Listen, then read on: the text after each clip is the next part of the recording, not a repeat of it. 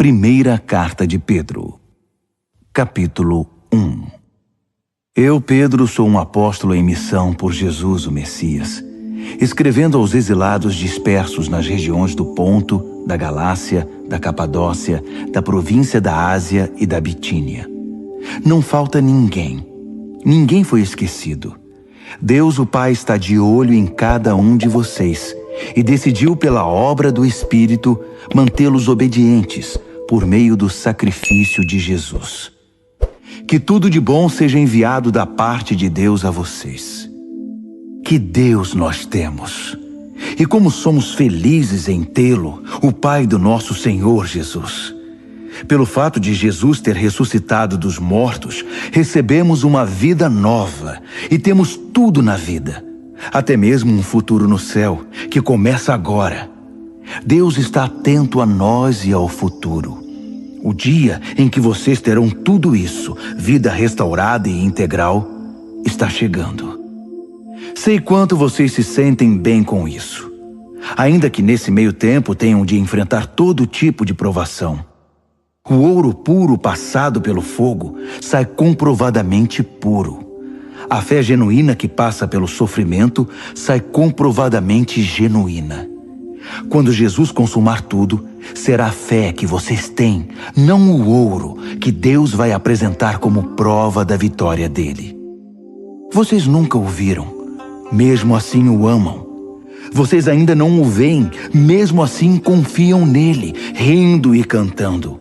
E continuam crendo. Por isso, vão conseguir o que querem, salvação plena.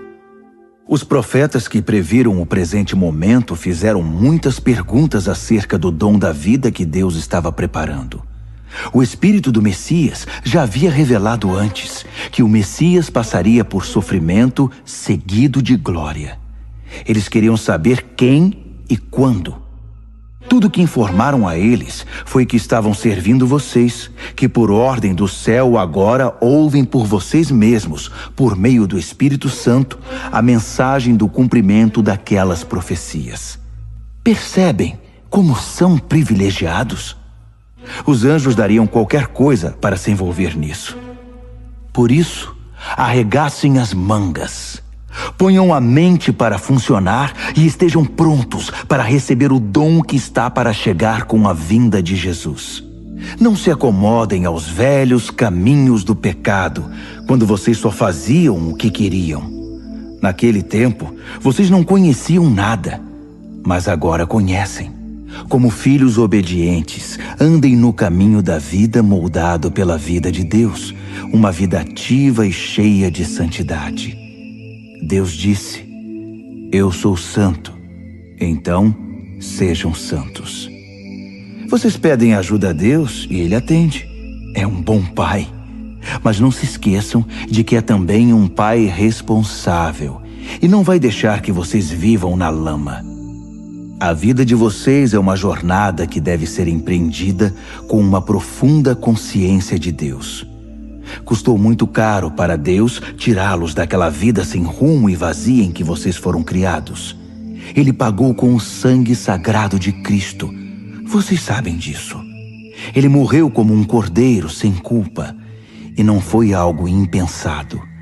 Ainda que só agora, no fim dos tempos, o plano tenha vindo a público, Deus sempre soube o que ia fazer por vocês. É por causa do Messias sacrificado, a quem Deus depois glorificou e ressuscitou, que vocês confiam em Deus e sabem que têm um futuro nele.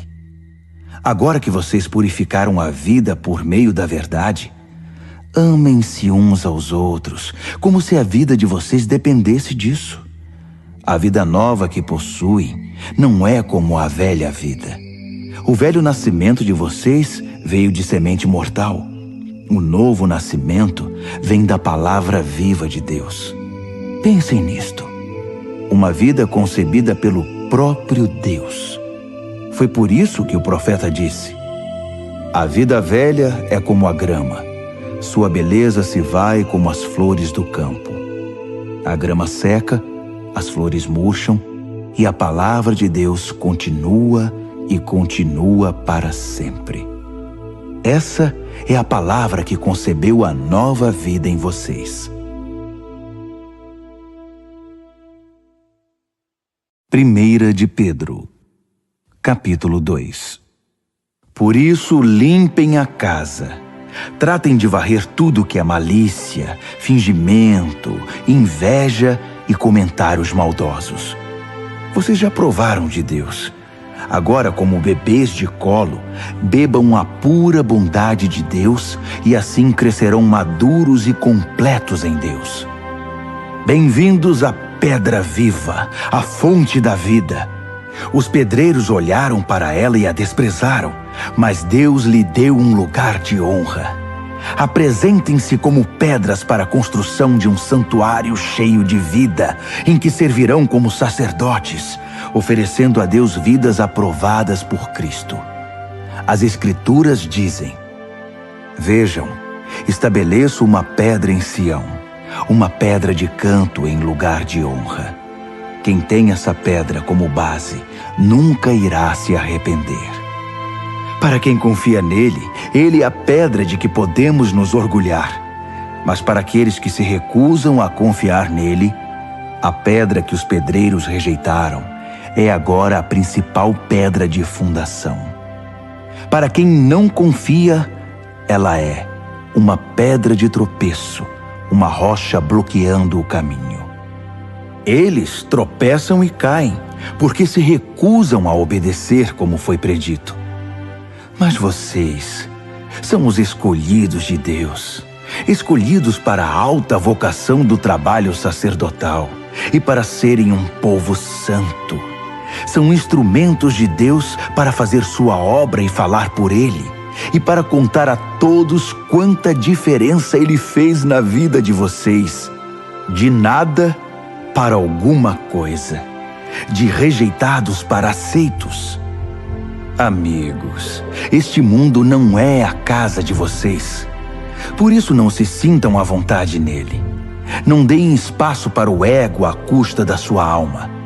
Vivam uma vida exemplar entre os descrentes, para que o comportamento de vocês refute o preconceito deles. Então, eles serão conquistados para o lado de Deus e estarão lá para participar da festa quando Ele vier. Deixem o Senhor orgulhoso de vocês, sendo bons cidadãos. Respeitem as autoridades, qualquer que seja o nível delas. Elas são emissárias de Deus, responsáveis por manter a ordem. É a vontade de Deus que, ao fazer o bem, vocês possam curar a ignorância dos tolos, que o consideram um perigo para a sociedade. Usem da sua liberdade para servir a Deus, não para quebrar as regras. Tratem todos com dignidade. Amem sua família espiritual. Temam a Deus. Respeitem o governo. Sejam bons empregados para o patrão, não apenas para os bons patrões, mas também para os maus. O que importa é que suportem tudo por causa de Deus, quando forem maltratados sem razão. Não há nenhum mérito em receber castigo quando vocês o merecem, mas se forem maltratados por terem bom comportamento, mesmo que sejam bons empregados, é isso que vale para Deus. Foi para esse tipo de vida que vocês foram convidados, o mesmo que Cristo viveu. Ele sofreu e aceitou toda espécie de sofrimento para que vocês soubessem que esta vida era possível e aprendessem a vivê-la passo a passo. Ele nunca fez nada errado, nem disse qualquer coisa incorreta. Ele foi xingado com tudo que é nome, mas não reagiu. Sofreu em silêncio, contente em deixar Deus acertar as coisas. Ele usou seu corpo de servo para carregar nossos pecados até a cruz e nos livrar do pecado, nos deixar livres para viver o caminho certo. Os ferimentos dele são a cura de vocês. Vocês eram ovelhas perdidas, sem saber quem eram ou para onde estavam indo. Agora são chamados pelo nome e guardados até o fim pelo pastor da alma de vocês. 1 de Pedro, capítulo 3. O mesmo vale para vocês, esposas. Sejam boas esposas, cada uma para o seu marido, atentas às necessidades deles. Há maridos que, mesmo indiferentes à palavra de Deus, poderão ser cativados pela vida da beleza santa de vocês. O que importa não é a aparência exterior, o estilo do cabelo, as joias, o corte da roupa, mas sim sua atitude interior. Cultivem a beleza interior, do tipo gracioso e gentil que agrada a Deus. As mulheres santas de antigamente eram lindas na presença de Deus desse modo e eram boas e leais aos maridos. Sara, por exemplo, tratava Abraão como meu querido marido. Vocês serão verdadeiras filhas de Sara se fizerem o mesmo, sem ansiedade e sem acanhamento. O mesmo vale para vocês, maridos. Sejam bons maridos, cada um para a sua esposa. Não deixem de honrá-las, nem de se alegrar com elas. Sendo mulheres, elas não têm alguns dos privilégios de vocês. Mas na nova vida, sob a graça de Deus, vocês são iguais.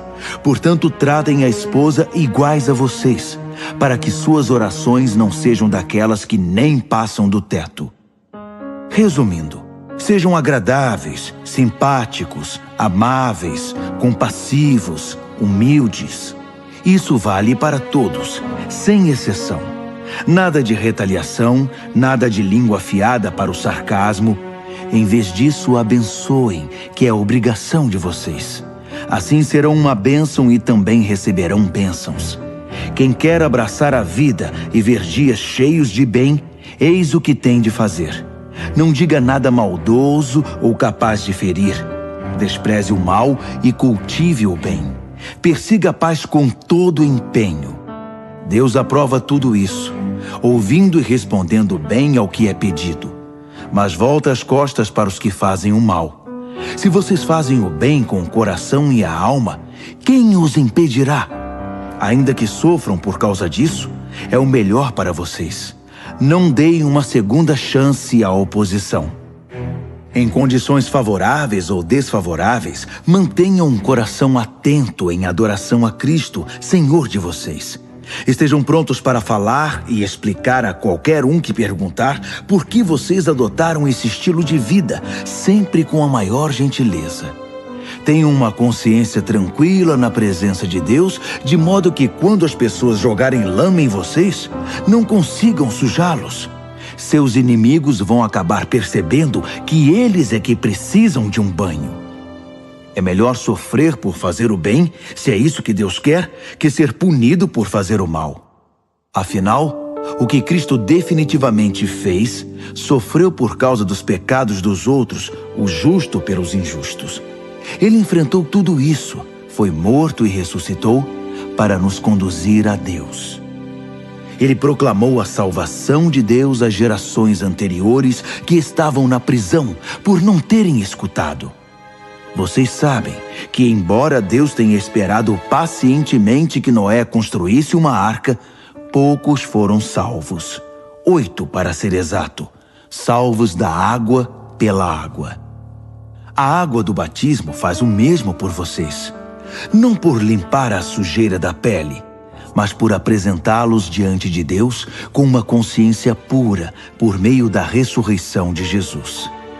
Jesus tem a última palavra sobre tudo e todos, de anjos a exércitos. Ele está com Deus, e o que ele diz, acontece. 1 de Pedro, capítulo 4. Portanto, considerando que Jesus passou por tudo que vocês estão passando e até mais, aprendam a pensar como ele. Pensem no seu sofrimento como uma maneira de abandonar o velho hábito pecaminoso de querer conseguir as coisas do modo de vocês. Assim serão capazes de viver livres para buscar o que Deus quer, em vez de serem escravizados pelos próprios desejos. Vocês já viveram aquela vida que ignorava Deus. Festas toda noite, bebedeiras e depravação. Mas chegou a hora de se livrar disso para sempre. Obviamente, os amigos daquela época não entendem por que vocês não os procuram mais. No entanto, vocês não têm a obrigação de prestar contas a eles. Eles serão chamados à responsabilidade na presença do próprio Deus. Ouçam a mensagem. Ela foi pregada aos cristãos que agora estão mortos, mas ainda que estejam mortos, como acontece com todos, eles vão continuar na vida que Deus concedeu a eles em Jesus. Tudo neste mundo está para ser consumado. Portanto, não tomem nada como certo. Mantenham uma vida de oração. Acima de tudo, amem uns aos outros como se a vida de vocês dependesse disso. O amor resolve praticamente qualquer situação. Sejam prestativos em dar uma refeição ao faminto, uma cama ao sem-teto, e façam isso com alegria. Sejam generosos com os dons que Deus concedeu a vocês e permitam que todos participem deles. Se palavras, que sejam palavras de Deus. Se ajuda, que seja uma ajuda sincera da parte de Deus.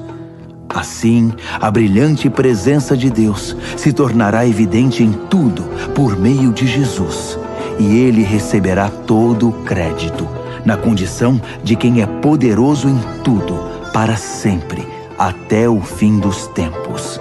Amém.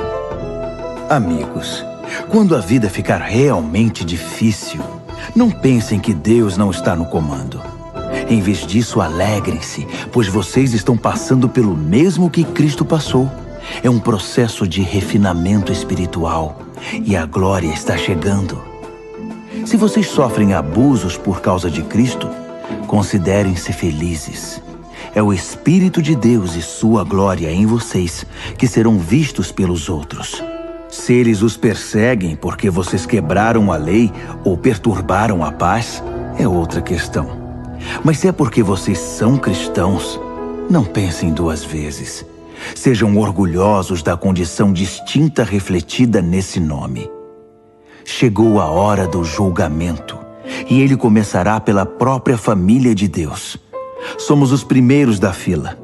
Se começa conosco, imaginem como será para aqueles que rejeitam a mensagem de Deus. Se os bons quase não resistem, o que está reservado para os maus? Então, se vocês acham que a vida está difícil porque estão fazendo o que Deus mandou, fiquem tranquilos, confiem nele. Ele sabe e sempre saberá o que está fazendo.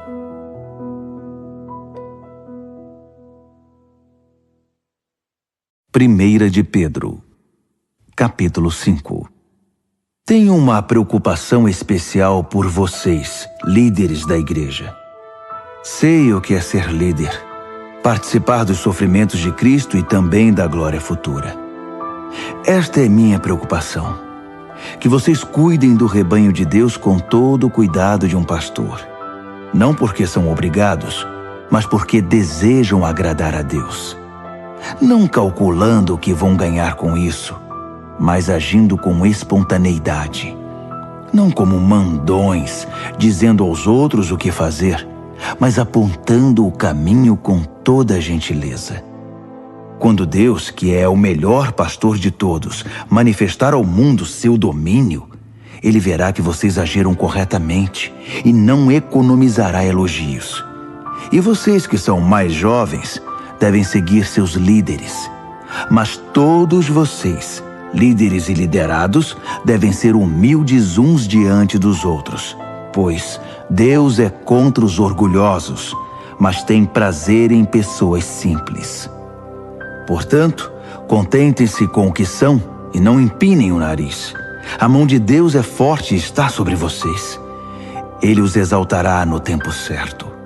Vivam livres de preocupação na presença de Deus. Ele toma conta de vocês.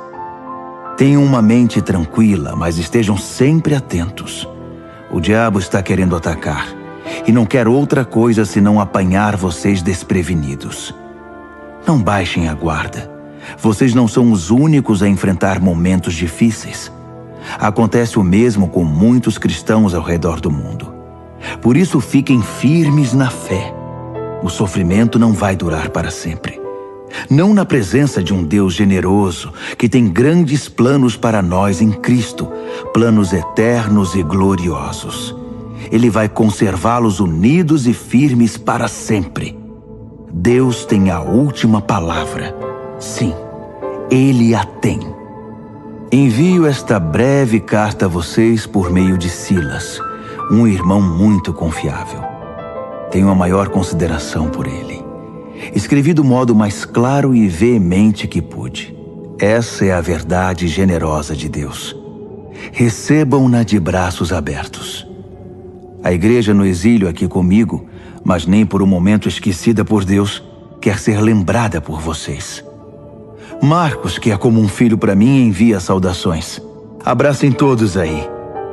A paz seja com vocês, a todos os que andam nos caminhos de Cristo.